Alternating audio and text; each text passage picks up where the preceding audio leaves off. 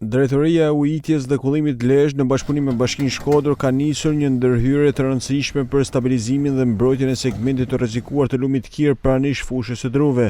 Punimet po vijojnë me sistemimin e bregut, veshjen e skarpatës me gur masiv për gjatë 380 metrave linear, si dhe ndërtimin e 13 paneleve tërthore mbrojtëse.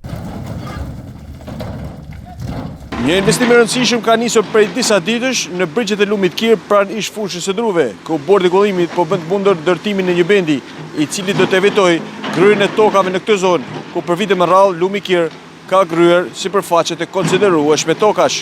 Kjo po kënë, gjithmonë ka pas përmbytje këto, gjithmonë ka pas.